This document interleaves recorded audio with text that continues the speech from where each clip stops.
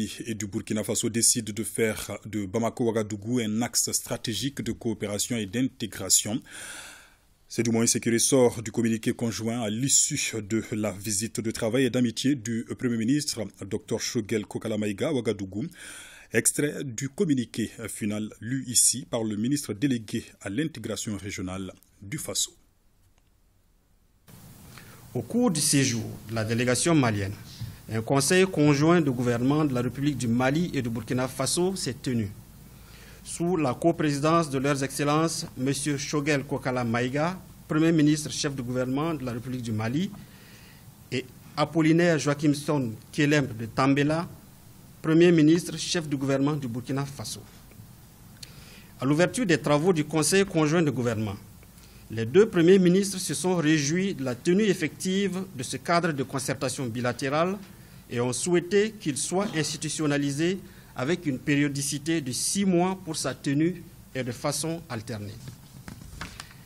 Les deux premiers ministres ont réaffirmé le ferme engagement de leurs excellences, le capitaine Ibrahim Traoré, président de la transition, chef de l'État du Burkina Faso, et le colonel Assimi Goïta, président de la transition, chef de l'État de la République du Mali, de faire de l'axe Bamako-Ouagadougou un modèle réussi d'intégration sous-régionale et de coopération sud-sud. Le Conseil conjoint de gouvernement a procédé à l'examen des questions spécifiques telles le processus de transition des deux pays, les questions sécuritaires et de lutte contre le terrorisme,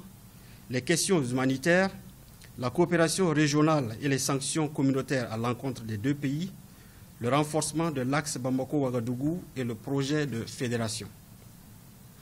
Dans le cadre de la lutte contre le terrorisme dans leur pays et dans la bande sahélo-sahélienne,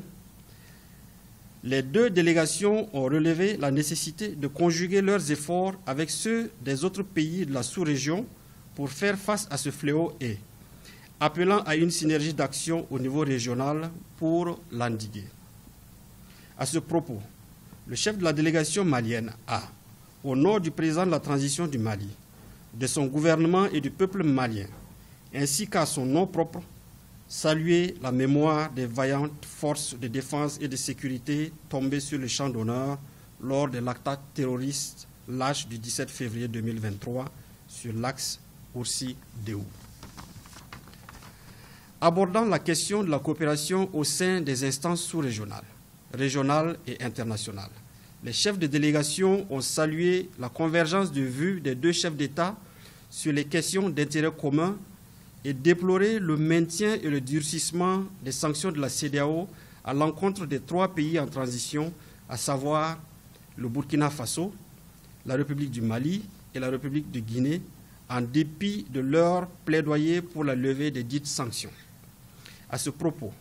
les chefs de délégation ont relevé que ces sanctions imposées de façon mécanique, dont l'impact touche les populations des États concernés,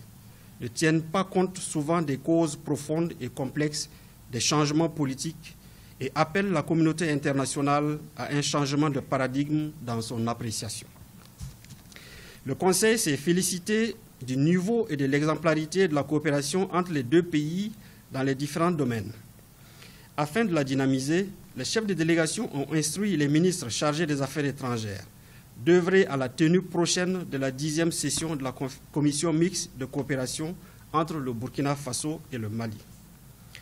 Conformément aux conclusions de la réunion tripartite des ministres chargés des Affaires étrangères tenue les 8, 9 et 10 février 2023 à Ouagadougou, les deux parties ont convenu d'approfondir la réflexion sur le projet de fédération.